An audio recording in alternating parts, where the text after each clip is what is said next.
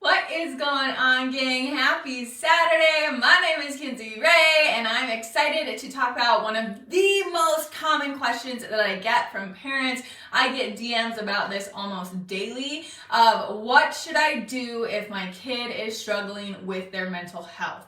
And so I want to provide a few tips and things that helped me on my journey to see if it can possibly help you or another parent that you might know, help a kid that you know is struggling. So definitely share this because I think this is going to be valuable tips that any parent can implement. Tag a parent who you know might need this information, or you can privately share it with them. But I know mental health, especially in our youth and teenagers today, it is a huge problem, and I feel like it's only getting worse with social media.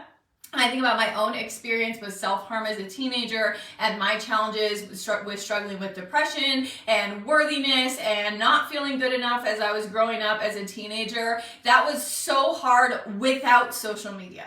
Right? I think we all feel that to some level as you're growing up, that you don't fit in, that nobody likes you, it's awkward, puberty, hormones, emotions, like it's a lot to navigate. And I think we all feel that to some extent. And I didn't have social media growing up, right? Social media wasn't a thing. And so now I empathize and I really think about kids today that have to deal with the normal hormones of puberty and natural emotions of being a human. And then they get on these apps where they can just compare themselves to fake realities that are presented to them all day long. They can compare themselves to people on social media and influencers and models and Photoshop and filters and this fake reality to constantly remind them that they aren't good enough, they aren't as beautiful as her, they don't have that many followers. And then you add in internet bullying and the keyboard warriors.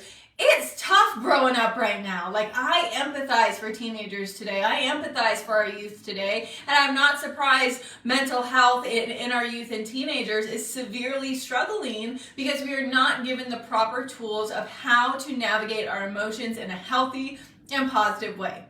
Unfortunately, there's not a class taught in school where it says, hey, you're a human. You are here to experience a wide range of human emotions that is the human experience, which means you're going to experience some good ones and you're going to experience some bad ones, and both are okay, both are part of the experience, but let us give you some tools to help you navigate these negative emotions that you're going to feel at some point, likely multiple times through your human experience, so you can navigate them and cope with them in a healthy and positive way.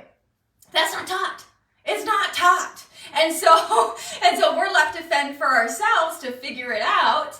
And unfortunately, most of us default to negative coping skills. So I want to share with you what helped me as I was navigating my challenges of self-harm and what has still helped me to this day as an adult that deals with depression. And hopefully this can help some parents out there, since this is the number one question that I get asked. So first things first, I always recommend to parents who ask me this, go get some professional help, right? I am not a licensed therapist. I'm not a professional. I'm just speaking from personal experience. And I think when you are so far down the rabbit hole of struggling with your mental health, and you are struggling with depression or any type of mental health issue or self-harm, whatever it is, I think you need to bring in a professional.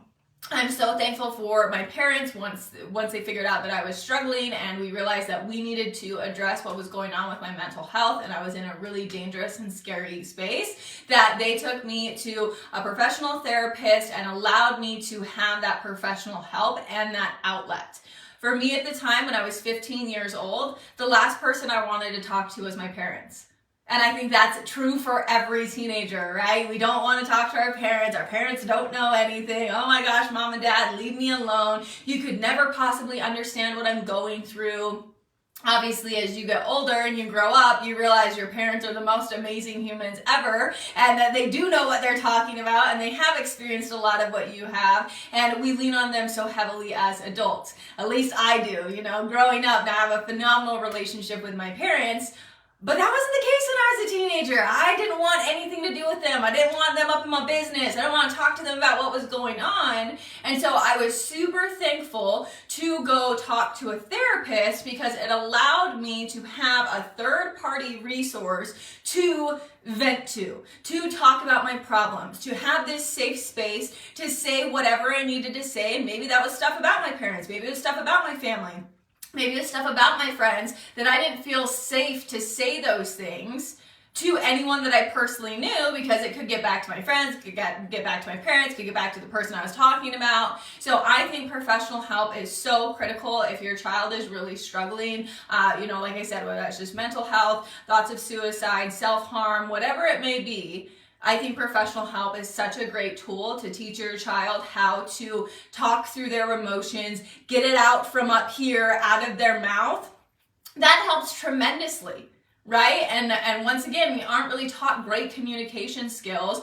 Communication has been one of my biggest struggles and something I've had to learn because when I'm feeling depressed and my mental health is struggling and I'm just down in the dumps and just going through it, I clam up. That's like my natural response is to clam up. I don't want to talk about it. I don't want to say anything that's going on up here, and it just like runs on repeat up here. And it drives me crazy. And so learning how to communicate with someone and get the thoughts that are spinning up here out helped me tremendously. So my first tip and first thing I always tell parents is go get professional help if you can. Go get them to a therapist. Give them a third party to talk to, because likelihood is your teenager just doesn't want to talk to you. But they need someone to talk to. They need someone to voice how they're feeling and get it out. And even as an adult, find a safe space you can talk to. Maybe that is a therapist. I think therapy is great as an adult too.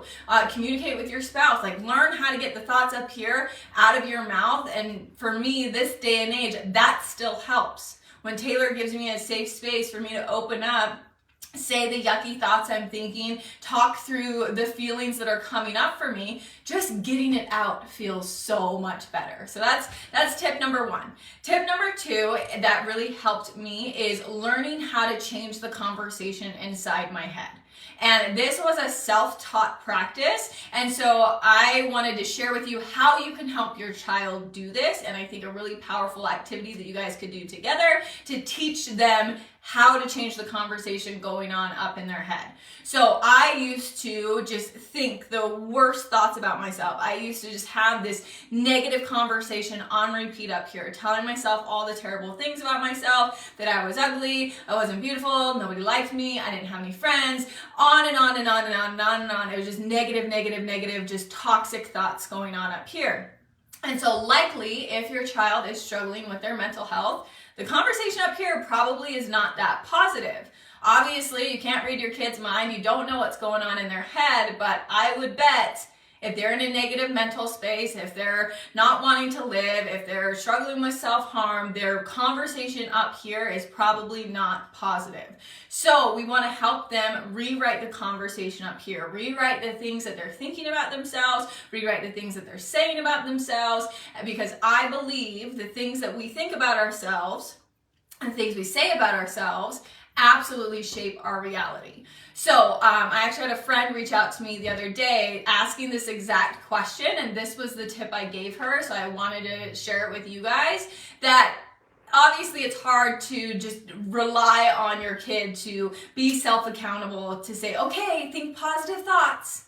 Think positive thoughts. You can do that. It's hard. It's a practice. It's hard to hold yourself accountable on that because it's so much easier to think negative thoughts. So what you can help them do is set a time every morning. Maybe you wake up 10 minutes earlier before you go to school. Maybe it's after they get home from school. Set up a time that you two can sit together and do positive affirmations. And I know this sounds really cheesy, but it changed my life, right? Teaching your child the power of positive affirmations, or even teaching yourself the power of positive affirmations. If you're on here and you're struggling too, this can be a self practice, or parents can help their kids do this practice, but it's so powerful to where you help them write out 10 to 20 positive things that they can say about themselves, and you can do it together, right? Have them look in the mirror and you guys can say these positive affirmations together. I am smart, I am beautiful, I am strong, I am resilient, I am confident, I'm the best, whatever it is. And obviously this isn't going to change their life if they just do it once, but if you can teach them to do this every day and you make this a daily practice, pretty soon they're going to notice it feels a whole lot better for them to say positive things about themselves than negative things. And this was a self-taught thing for me. I pretty soon learned that if I can find one thing to compliment myself on, I can find another thing to compliment myself on, and then another thing. And when I started practicing this in my own life, I realized I felt so much better being nice to myself. It made me feel so much better to think positive things about myself than negative things about myself. And I know this sounds so simple, like duh, of course, but we forget this when we're in a season of negativity. When you are so far down the rabbit hole of negativity and you're spiraling internally, you forget that positivity feels good. You forget that thinking positive thoughts and saying positive things brings more positivity into your life. We forget this. And so showing your child this practice and helping them create a habit around it, I think can do a lot of good. So try it for 30 days. Say, hey, let's set a goal for 30 days. We're going to say these positive affirmations and remind ourselves how great we are. And I bet you'll feel great doing it too with your kid. So second thing that I personally started doing was changing the things that I was listening to. So in that season of life when I was struggling with self-harm and really struggling with my mental health, I was listening to a lot of really sad music. I was listening to emo music, the Atreyu, the Hawthorne Heights, the Black My Eyes and Slit My Wrists, and songs about suicide and songs that were just sad. I'm so depressed, the world's terrible, people are cruel to me. I don't know if anyone remembers the emo songs, but I was listening to those on repeat. Okay. No wonder I was so sad, because that's what was going in my ears all the time. I'm sad, the world's terrible, there's no point in living. It's just glamorized being sad. Pay attention to what your kid is listening to. Are they watching the news? What are they watching on social media? What type of music are they listening to? Because I guarantee it is affecting what's going on up here. Same to all the adults out there. This is not exclusive to children. If you're constantly listening to the news and listening to negativity and reading negativity, you're going to start feeling really negative. You're going to start looking at the world through a negative lens. Control what you're consuming. Your diet is not just what you eat. It's everything that you consume, and it absolutely affects the way that you feel, the way that you think, and the way that you view yourself and the world. So check in with your kids, see what they're listening to. Once again, it's really hard to expect a teenager or a young kid to self-audit this, right? You say, you gotta listen to more positive things, and they're gonna go, yeah, okay, mom, whatever. Help them with this, right? Once again, help them create this habit, help them create this practice of listening to something positive. So it was really interesting to me when I was in this season of my life, like I said, listening to constant, sad, emotional, depressing music. I switched what I was listening to. This is when I was introduced to electronic dance music. I'm a huge EDM fan, still to this day, and it's okay if that's not your thing, but I love it because it puts me in a good mood. It makes me happy. It makes me feel good. And so I discovered EDM music right around the age of 16, and I noticed, I feel really happy when I listen to this music. I actually kind of want to like dance a little when I listen to this music. And then it's really interesting when I dance a little and I move a little and I smile a little and I feel good listening to this music, I feel better all around. It makes me just a happier human. And so I changed the music I listened to, and ultimately it helped change my state and change the way that I felt on a day-to-day basis. So a way that you can help your kid with this if they're struggling mentally is schedule a dance party. And once again, I know this sounds really cheesy, but this stuff works. This is the stuff that changed my life. It's stuff I still do to this day to make myself feel good. Schedule a morning dance party to start the day before you go to school, to start your day on a good foot, to have a great day. Once again, you can do this as an adult. Pick some upbeat music, some music that makes you feel good. It doesn't have to be EDM. It can be any band that just is fun, upbeat, happy music, positive lyrics. That's huge. What do the lyrics say, right? Positive lyrics, and have a 5 to 10 minute dance party. Turn on one song before you walk out the door and say, okay kids, we're all gonna dance and we're gonna have a great day and we're gonna smile and we're gonna make today a good day. And even if you wake up in the worst mood, I practice this all the time, even if you wake up in the worst mood, if you allow yourself to dance to one positive song and you just dance like nobody's watching, my dogs think I'm a psycho, my baby thinks I'm a psycho, but I do this. After that song is over, you feel better. Guaranteed. So the next time you're having a poo-poo day, start your day with a dance party. Even if you're having a great day, start your day with a dance party and keep that feel-good energy going all day long. It just puts you in a different state.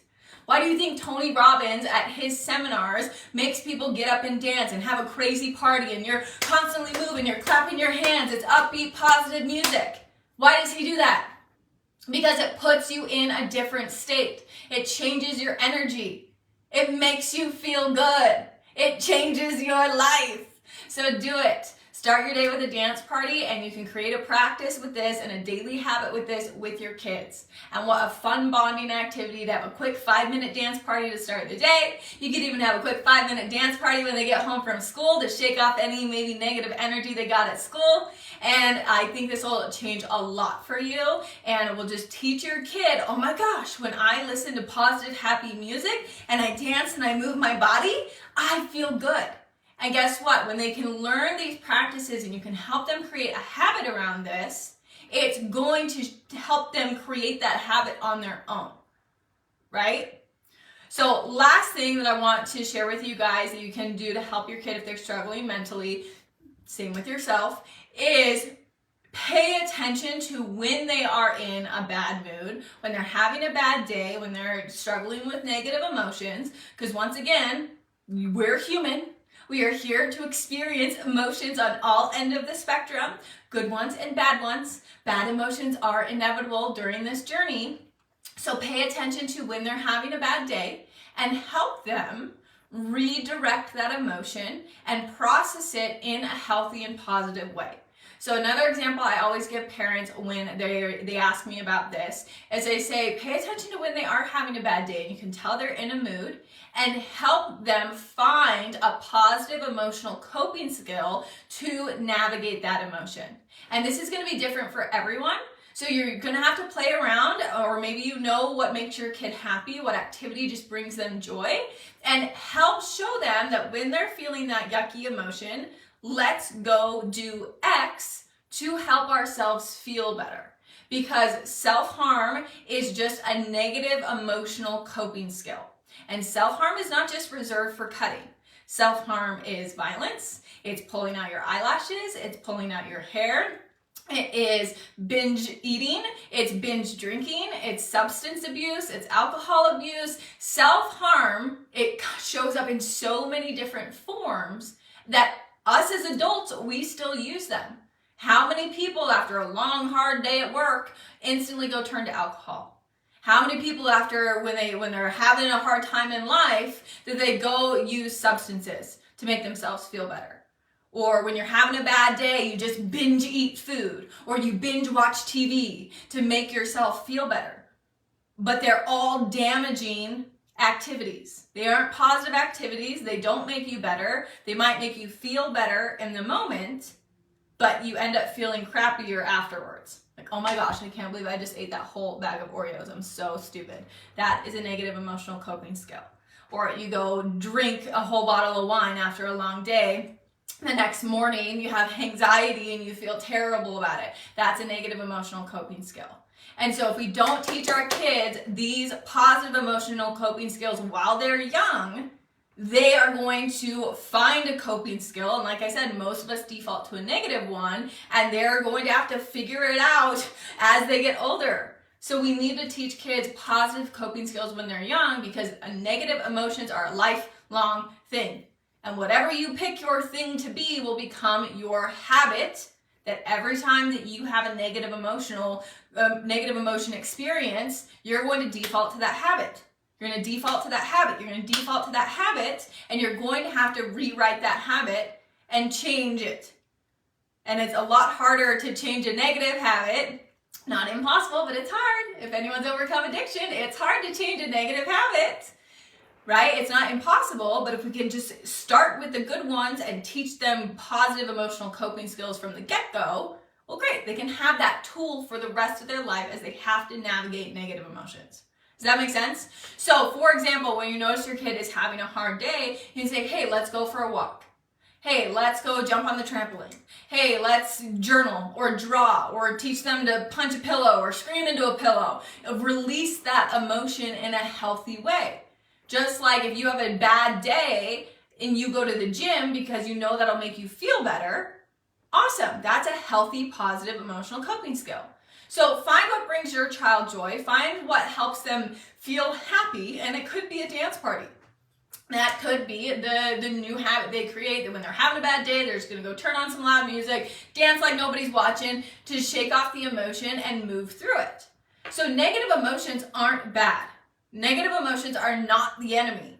It's how we deal with them and how we cope with them that is the enemy, that is the problem. So if we can create these positive habits and these positive coping skills with our children, they're going to have those success tools for the rest of their life. Because it's not a matter of if they're going to have a hard experience. It's not a matter of if they're going to experience negative emotions. It's just a matter of when. And you want them to have all the tools in their tool belt to navigate those negative emotions in a healthy way. And I'm so thankful I went to work on this on my own as a teenager. Nobody taught me this. I taught myself this. And I don't expect everyone to know how to teach themselves this. So it's up to us as parents to teach our kids this. But I'm so thankful I taught myself this, because life is still hard. Life still has its hard seasons. And I'm so proud of myself now when I experience these negative emotions. I don't turn to substances. I don't turn to cutting. I don't turn to laying in my bed and not talking to the world for days. I turn to the healthy, positive, emotional coping skills. I turn to going for a walk outside. I turn to dance parties. I turn to journaling. I turn to putting my feet in the grass. And these are healthy, positive things that I can do to make myself feel better and work through negative emotions in a positive way. And all of us have that power. So whether you're a parent who has a kid that's struggling, whether you're personally struggling as just yourself, you can use any of these tips to help retrain yourself of how to navigate negative emotions in a healthy way. So I hope this was helpful. This is a super common question I get asked from parents. So definitely feel free to share this. You can share this privately with someone. You can tag someone who needs to see this. But I hope that we can start teaching our kids healthy habits and positive emotional coping skills to navigate very real human emotions that we all will deal with on a day-to-day basis for the rest of our lives. So we got to teach the correct tools to help everyone just feel better mentally and realize that negative emotions are not the enemy. So I love you guys. I appreciate you. I hope you have a phenomenal rest of your Saturday, and we will chat soon. If you're not following me yet, definitely hit follow, shoot me a message. I'd love to get to know you and hear how I can best support you on your journey. So I'll talk to you guys soon.